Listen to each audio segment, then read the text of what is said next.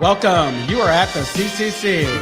Where there are no outside issues. Hello, my name is Bonnie Violet. I'm a trans, femme, genderqueer, spiritual drag artist, digital chaplain, and person living in Idaho. My name's Anthony. I'm an addict and alcoholic, a sixth-year doctoral student in clinical psych, and I care about you. Yes, and I'm Lulu. My pronouns are he and him. I'm former Miss Castro Country Club, in recovery for drugs, crystal meth, and alcohol, and I am always in search of balance. And each week we provide and create a brave space where we talk about topics of recovery. Yes, and our intention is to hold and inspire better spaces for those people in recovery. By tackling topics sometimes used to separate us. But before we do that, like, subscribe, and ding that bell. Ding, ding, ding, ding, ding. Ding. Holy shit. I think that we should have recorded that. Yeah. We just recorded it, play it ahead, and then we come on. Mm-hmm. Right, we should totally. That's our new commercial. Yeah. Done.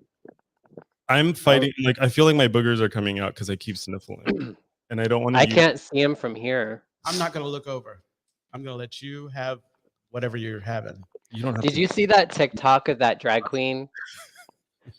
They were like trying to clean their boogers, and because they were trying not to mess up their makeup, and they stick their Kleenex here and they blow it and it bounces off their finger and sticks on their forehead. Oh.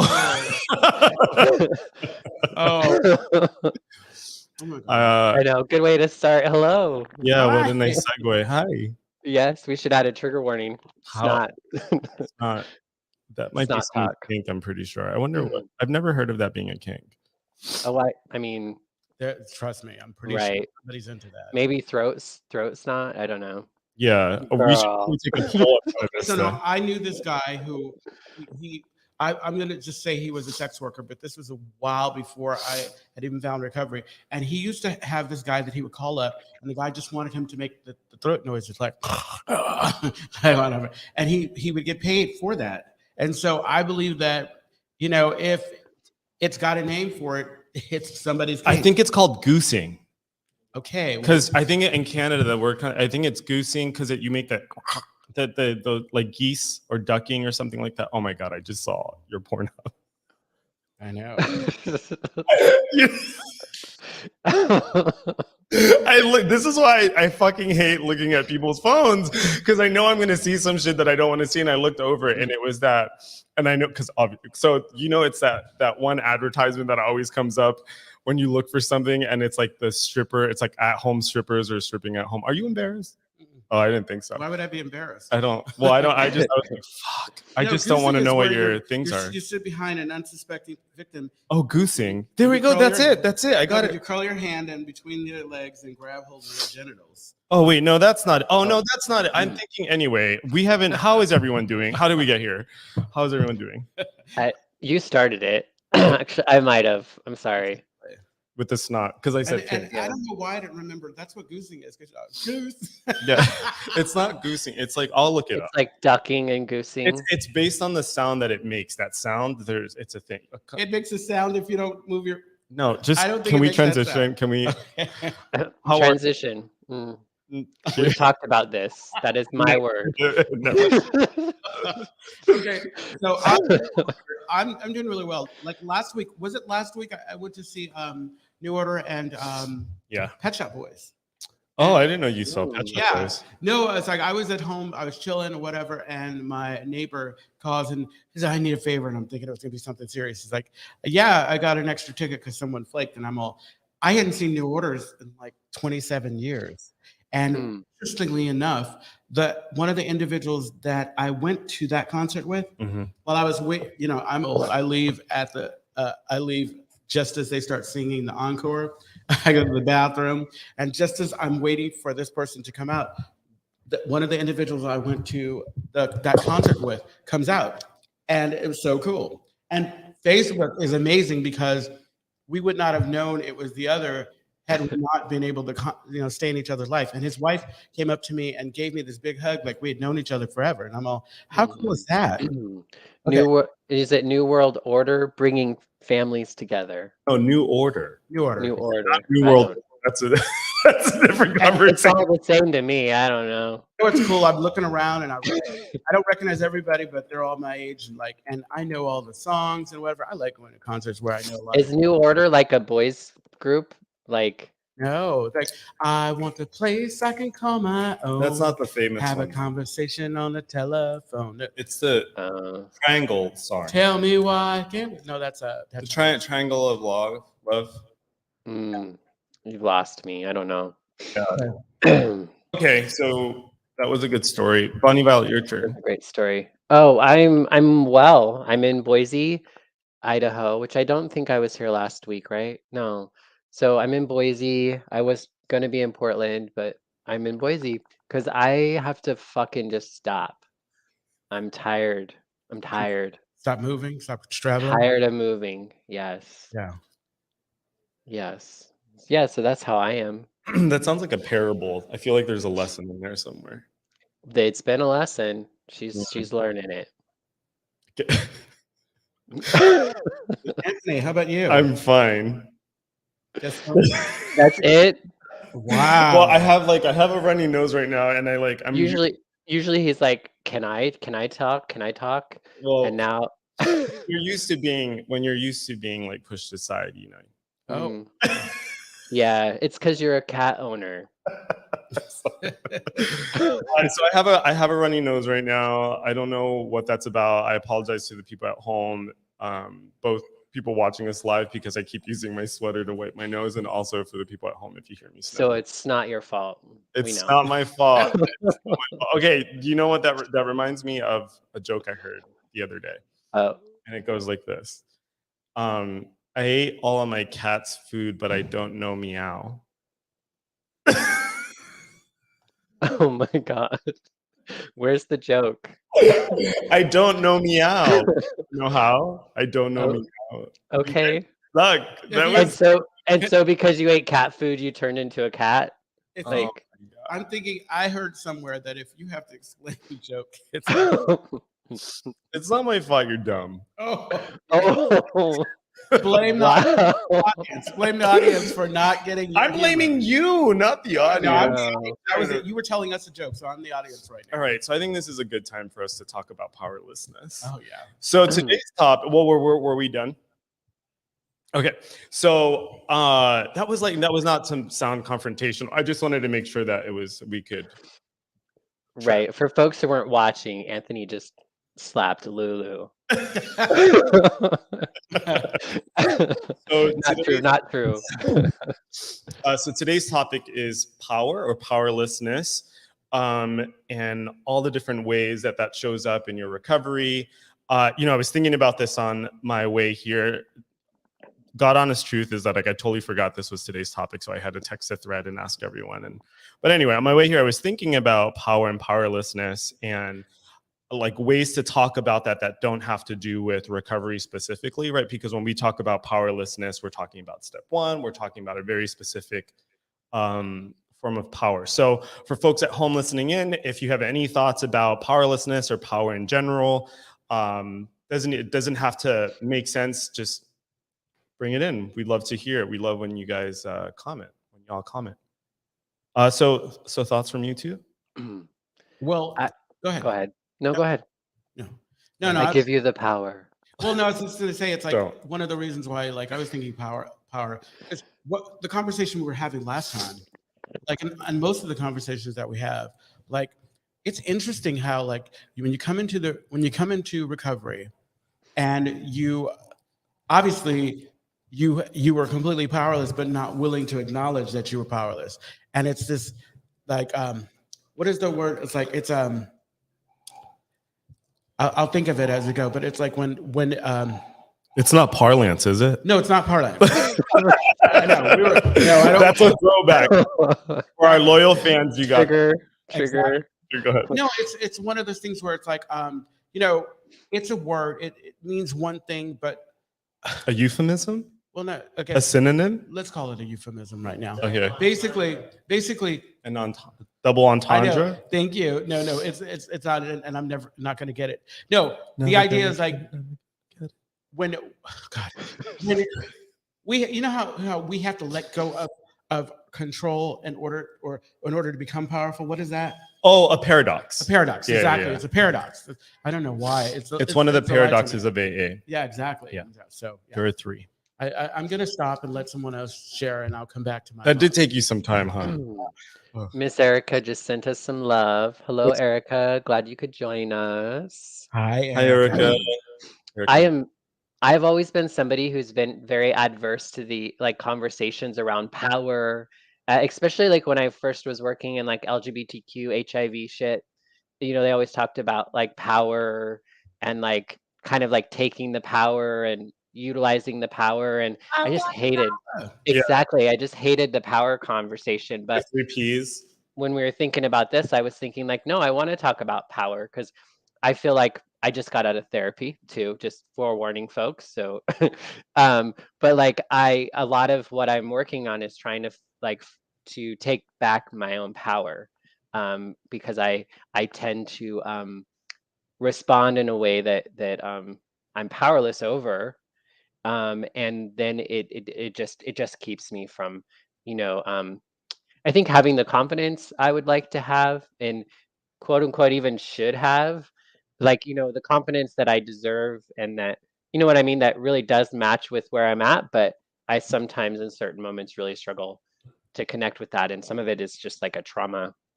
So for me it's like I want the power in a good way. Yeah. So when I think about this, I think about it like from like a philosophical perspective, because there's so many different discussions on like the role of power. I brought up Foucault before, like with Crime and Punishment. Watch your mouth. Did you say wash your mouth? Watch your mouth. Watch your Foucault. Oh, because I said Foucault. So, so like with Foucault, the idea was that power was pervasive. It was all over the place. We all have it. Then I was thinking about Nietzsche, which basically has to do with the overcoming of self, which is a form of power, and like the overcoming of self as a way of reaching like new heights of beauty and understanding. And then I think about powerlessness and how in the big book we talk about that our issue was powerlessness, and it was by, speaking to your paradox, it's by giving up power that we get power, and then the way we get that power is through our relationship with the power that's greater than ourselves. So I can think about it in like this kind of like maybe like heady way, and I think the power that I guess most connect to, or the idea of power that I most connect to, is the one about overcoming self, which I think is related to the ego, because we talk about the ego a lot. And the word ego has its like origins and everything from, you know, has a Greek origin, but also, you know, we talk about like psychoanalysis and there's like the ego there. So I guess what I'm trying to get at is that there's all these different ways of having this conversation, and there are all these different ideas about what makes up power and what power is. And so for me, it's very complicated. All right. No, absolutely. It's like, I think that kind of what I was getting at, but I was stuck on the whole idea of this paradox, is that when you're working with someone new coming in, and we had to display a certain strength when we're out in the scene, in the world. I don't know how you refer to it last week, in the life. Life. Yeah, I'll play it back. Probably. Now, you have to display a certain, and so to have come in here to this place where you don't have a lot of trust, you don't understand what's going on, and have somebody tell you that you are powerless over this and you're powerless this, and then it's step one. When some I always like kind of block it out when I hear people say the only step you have to do perfectly is step one. You don't, and look at that as like I've got to admit that I'm powerless. That's a struggle. I feel like there's this like underlying current of like contempt in all of our voices today. Yeah. Like we're all kind of angry at something. we have some. Right. It's that obvious, huh? Jalen, Hey, Jalen. we've missed you. I don't remember you chiming in last week, so I've missed you. But Jalen writes, I've had to get comfortable accepting the fact that I'm powerless over my subconscious expectations of people who don't think the way that I do, and not build silent resentments around that. Ooh, you used the word subconscious. Well, how do you do that? What? Just a follow-up, Jalen. Like, what are some of the things that you do to not do that? Because if it's subconscious, like, and I can kind of appreciate Well, that because how do I not build this? Jalen says, Uh-huh. I've had to get comfortable. So is what your question, like, how did you get comfortable? Yeah, how did you get comfortable? I He didn't, grabbed a pen and because I was like, and broke it down for me like we were in school. You're wondering why I have some issues, right? I know, I saw it clear over here. but Jalen, well, I guess we're punting that question to you. The question we're punting to you is, how did you get comfortable? Yeah, how do you get comfortable? I love this idea of the subconscious. Would y'all mind if I chimed in on Chime that? in. So the idea of the subconscious or the unconscious, that a lot of that is actually like rooted in psychoanalysis, and the idea is that we have motivations or drives that are underneath the surface that are essentially causing our behaviors, right? Like, so for example, we may talk about defenses like, oh, that's a defense mechanism. Or, you know, when we talk about our character defects, we are essentially talking about defense mechanisms, kind of like improper.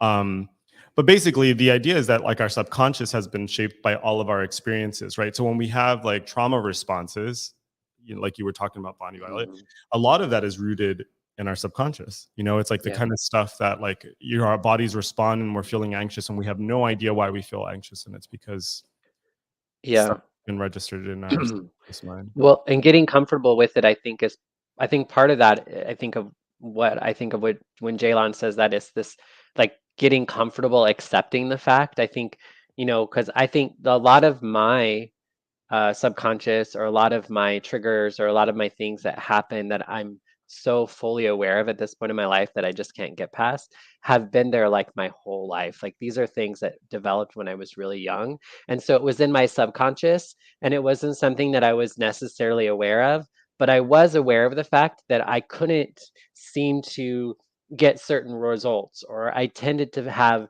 similar patterns or results in relationships and stuff. And I knew there was something there, but I really couldn't figure out what it was until, you know, it was time to. So I mean, that's what I think of when I think of that statement. And it's like, okay, I don't get it now, but you know, maybe I will at some point, you know. I get that. But I wonder how much of that is around like,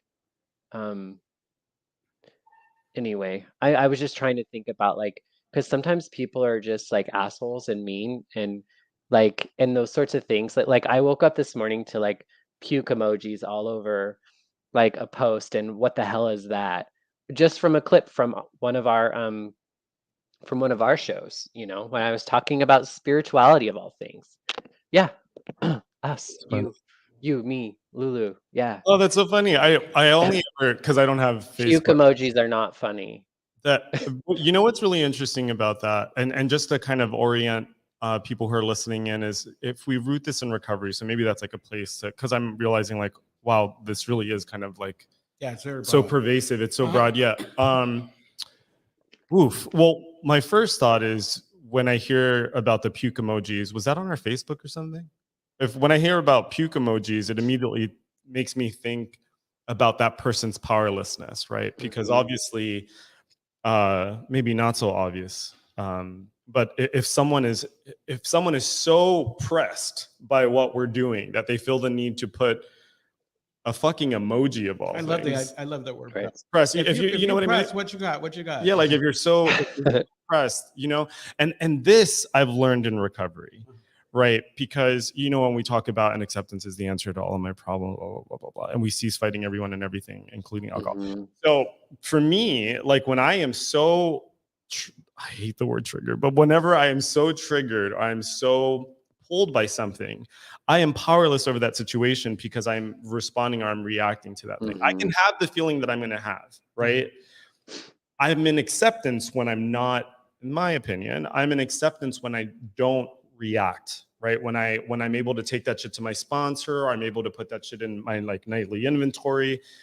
There's a sense of maybe not power. I think it's in the admission of powerlessness that I'm writing it down, because I'm admitting to myself in this situation, you know what, I can't do anything about this. You know, for example, my friend, she went to a bachelorette party recently and there was this Russian girl there. I don't mean to get political. There was this Russian girl there who saw our Ukrainian flag and immediately started to talk shit about Ukraine.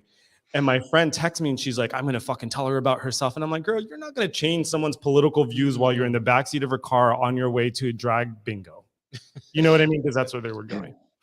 Right. And so you admit powerlessness, and in the admission, there's a regaining of control. Yeah. Right. Because you're not being pulled off your center. I don't know about you all, but it's like when I think about like just what you're talking about, like there's so many situations where I believe that if I was vocal about what I was feeling or whatever, then I could make people believe what I what I wanted them to believe. And the truth, just like you said, it's like the reality is I can't, and I need, Right. I lose more energy getting caught up with trying to like control what somebody else is thinking.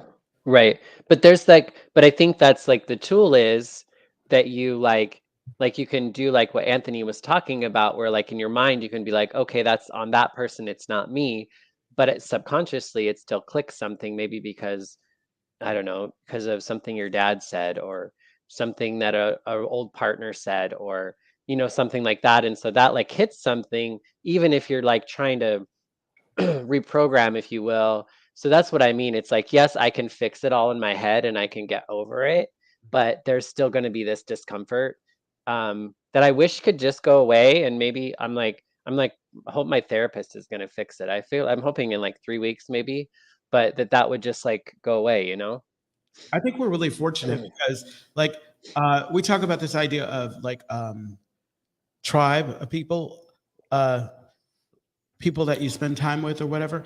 And I think that while we're doing the work, and I'm talking specifically about the work that I do in 12-step, and then even like with a therapist and surrounding myself with people who are kind of moving in that same direction, I think that having people who love and support you, but not like blindly just, just kind of blow smoke up your ass, but really kind of call you on piss poor behavior. I think that is for me, that has been a great way to kind of get to a place where I understand this idea of powerless, to get over myself. Like I know I've told this story before, where I worked at this place, where all of the staff basically lived, and we worked in this we worked in this cafe part. It was where all of the residents ate.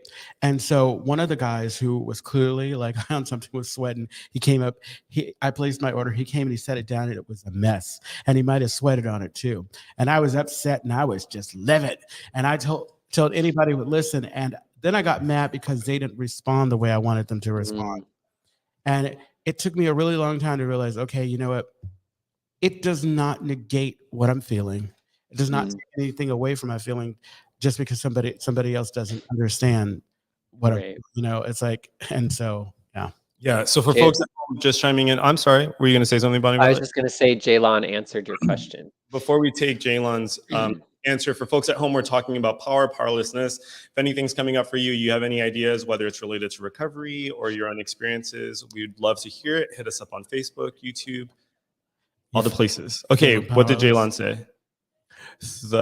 Through having a lot of uncomfortable conversations and practicing how to listen to others, allow boundaries to be set and not rely on my old reactive behavior. Definitely a work in progress. Beautiful. Jaylon, thank you so much for that. There's a lot of insight in there. Yes. So I was having a conversation with someone the other day, and I was talking about how, like, recently in the last week and a half since I made that decision not to apply this year, I've been feeling really at peace. And I was thinking about how in recovery, there's this really interesting cross section, or this really interesting magical place between God's will and the decisions I make, right? And hopefully, when I'm praying to know God's will, those two things are kind of they're overlapping. And that's the part that I feel like is magical, right? Is that I noticed that if I'm less impulsive, so I've been meditating a lot in the morning and praying a lot in the morning, trying to reinforce good habits or patterns, whatever. But when I'm doing that, I notice that there is this way that the day unfolds. And if I'm looking at it, it really does look like I didn't do any of that. I was participating, but I didn't do any of that. And I feel like on the surface, it looks like there's powerlessness there. But in retrospect, I feel like there's an enormous amount of power and allowing for something greater than me to let things unfold, and for me to see myself as like a vessel for this thing that's greater. Right. Yeah, it's the vulnerability. It's like the the submissive is the one who really has the power. I was thinking that too. Yeah. That was you. You were talking about that last time. Yeah. Yeah, I love the idea of. I love that you brought up submissive and like the sub having the power. I was like, I was like, what am I disclosing? So one of the things I love about those dynamics is that the dom is nothing without the sub, right? Like the dom is showing up, but it's the sub who decides what the parameters are. Yeah. Right. And so there's an illusion of power there, but it's all held in the person who's receiving. So there is such a thing, a good sub, and a good sub is we're exposing them. Huh? No. But I think also like, because I mean, my kinks are in the room. I tend to be on more of the like I'm a submissive person, sexually and otherwise, I think. But like I think though, like part of my belief too is that somehow I'm giving up power, or that I am the one with less power in that situation. I'm not sure why I do that, but that's how I don't feel like the powerful one in the situation, if that makes sense. But that doesn't mean I don't have the power, I guess. Yeah. So I'm without saying too much, like I'm on the opposite end of that, and like I feel like there's a shut your mouth. So I feel like whenever when I've been in dynamics with like a sub that I really connect with, I like the parameters are set long before we meet up, you know what I mean? And like I'm operating within that. So there is this there's this space that I get to play in, but that space has been determined for me, right? The container. Yeah. Yeah. How do we get here? We were talking about power and submission. No, it's all good. Every conversation we have always goes back to sex. No, but it's like you said, it's like this idea of power is broad. Yeah, it is very broad. Yeah, and it's all integrated. I mean, I think when we talk about spirituality and sexuality, it's often a lot of the same words, like it's a lot of the same, play with words, if you will, or actions. I mean, we can catch ourselves saying some of the most spiritual shit that, heard from, like the coffee shop. Somebody might be thinking you're talking about something completely different. Yeah. Different. If you were sitting, say, at the Castro Country Club having a coffee. What? He just threw out this. She's like having a stream of consciousness right now. I was just trying to put a little plug in for the Castro Country Club. Absolutely. We've got a lot of plugs here. Brandon is probably with plug right now. No? Okay. Is that our new assistant? I feel no, Brandon. Oh, I see what you're saying. Okay, so for context, so one of the things that I feel compelled to share is, so when I was first learning about, when I was in social, so this is interesting. So when I was in social justice spaces, power is talked about at like the 3 Ps, like the 3 Ps of power. So there's like ideological power, individual power, and institutional power, right? Which to me is really interesting, right? Because that's where the locus of power is. And then when we go to sobriety, the locus of power is in a power greater than ourselves. Where I don't know where I wanted to go with that. Yeah, I guess what I'm trying to do is I'm trying to ground the conversation in this idea that there are these different ways of defining it, and that the conversation, I feel like we're kind of dipping our toes in all these like buckets. It's not. Go ahead. I was gonna say it's not always about becoming powerful. It's being able to acknowledge our powerlessness and to be okay with that, because I think what happens in recovery is that we transfer our powerlessness from one thing to another. So we gave all of our power to the drugs or the alcohol. Eventually it took it from us, right? And then we find a different, hopefully better, more trusting place to put our power into.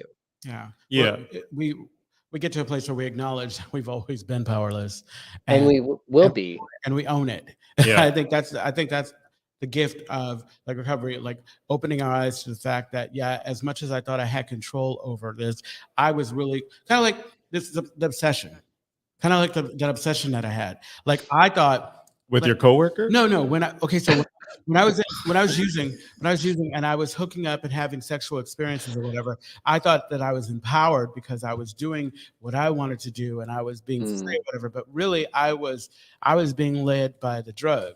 The drug was in control because a lot of those things that I thought I would be doing, I eventually would end up doing them, but it's like not nearly as fast and not as frequent.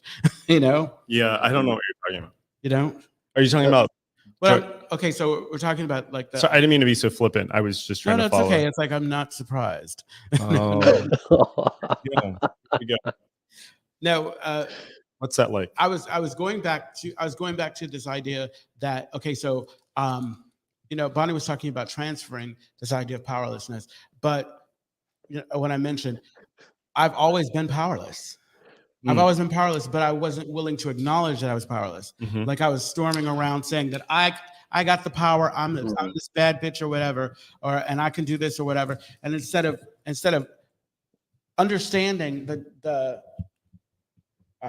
instead of understanding the fact that I'm arguing with people over things that I have no control over, was not power. Was not me not being powerful. Me not being a boss at all. You know how people call themselves. Yeah. Anyway. Yeah. There's so much here. I'm like thinking about ideas of like masculinity and how that informs ideas of power. But with the last like 14 minutes that we have, I'm wondering if we can shift a little bit and talk about moments when we feel powerful or times, I guess currently when is it that we tap into power, and whatever way that's being interpreted. And so I'm punting that question to folks listening at home. When do you feel the most powerful?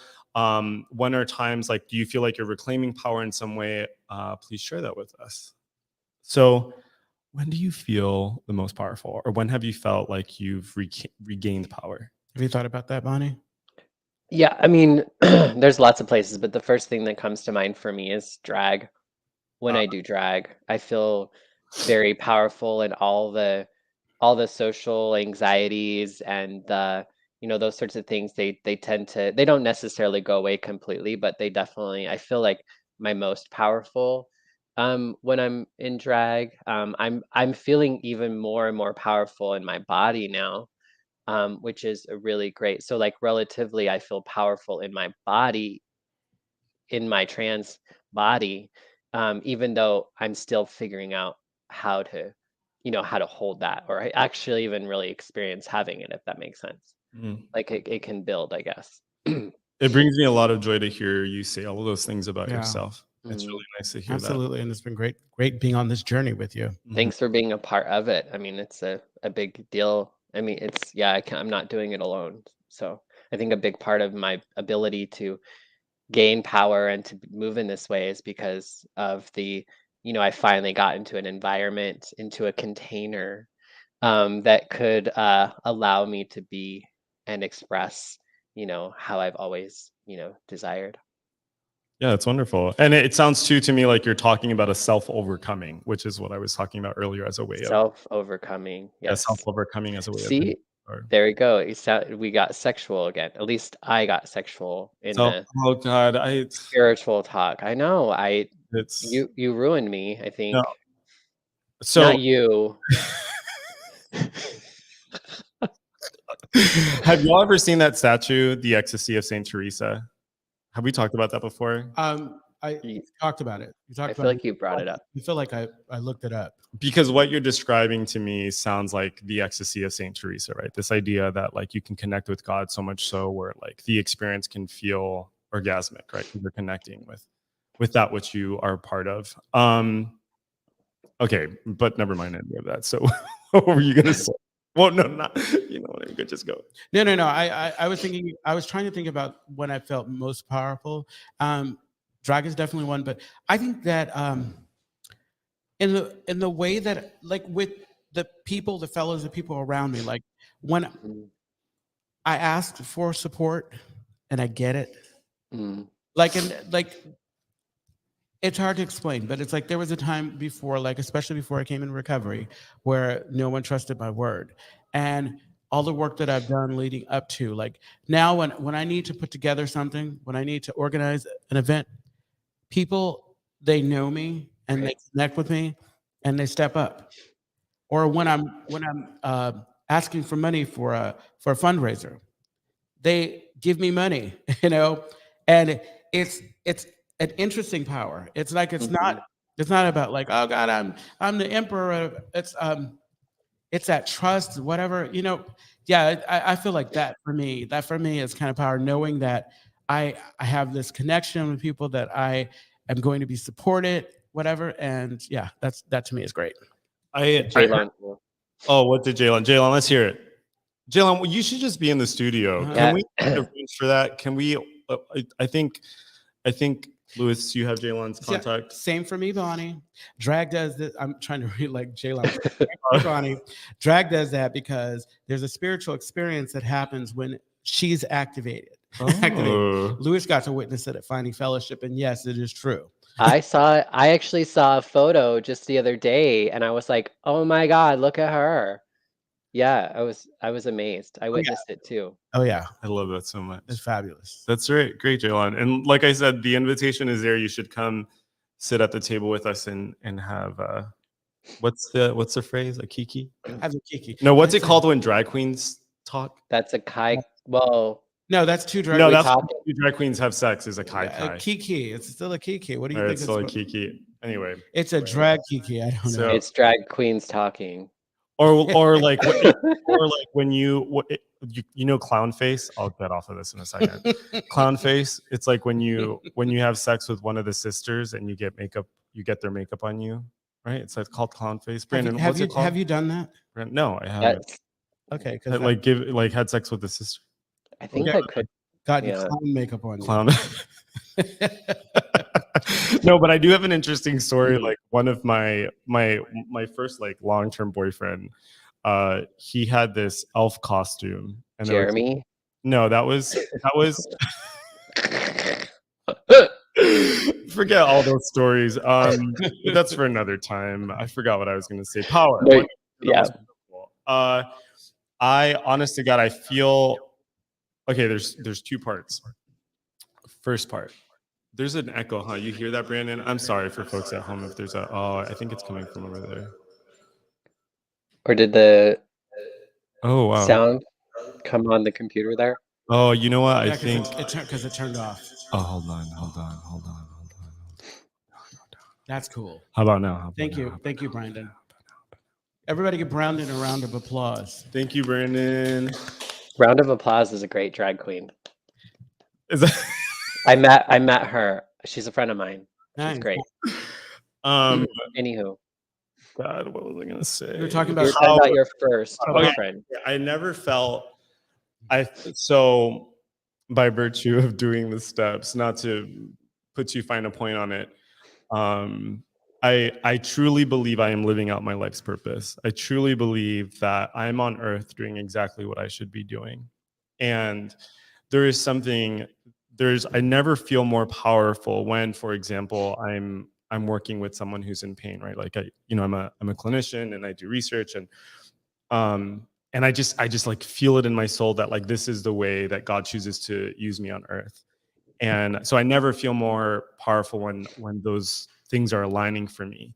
In my social life or kind of like an everyday life, not when I'm like being, like clinician me, when I'm in my everyday life, I feel really powerful when I'll have an experience like when I have that like thing that grips me where like, we'll just say like a character defect.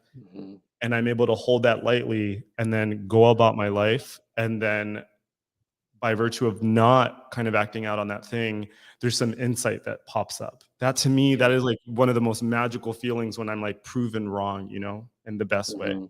So I feel really powerful in those moments. So when I'm doing what I believe I'm on earth to do and when the program is working for me.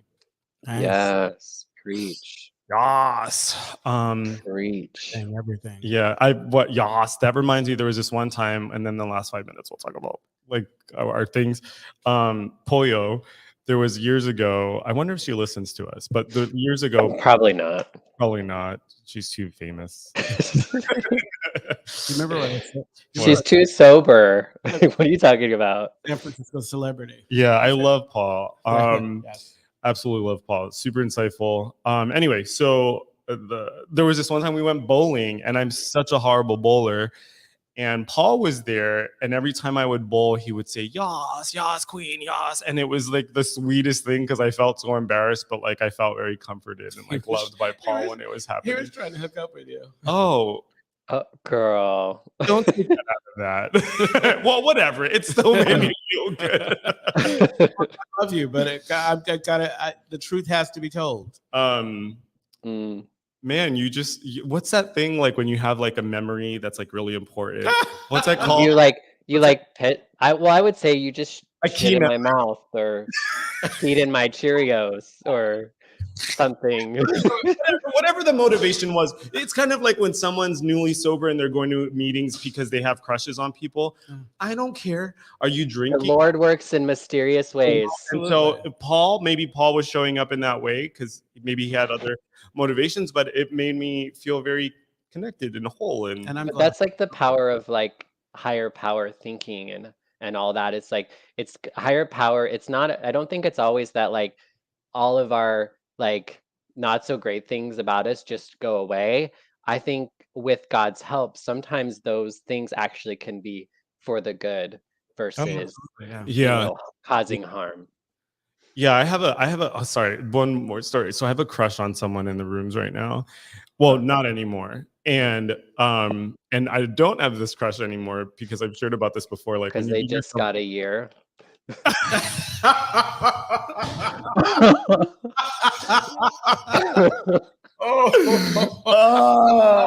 not even. That was too quick. That was too good. I love that so much. You're like, they're not counting days anymore. Oh my God. But like I saw them. So I had this crush on this guy in the rooms, and then I heard him talking about Grindr, and then like talking about some people he had hooked up with, and I'm like, man, just like that, like the feeling went away. Oh, it doesn't take much. I'm like, damn, dude, like I thought you were someone completely different. And whatever, I'm not like shaming him, but I was like, oh wow, we're like in very different places. Because here I thought we had all this stuff in common, and we're just. Yeah, but it took that to figure that out.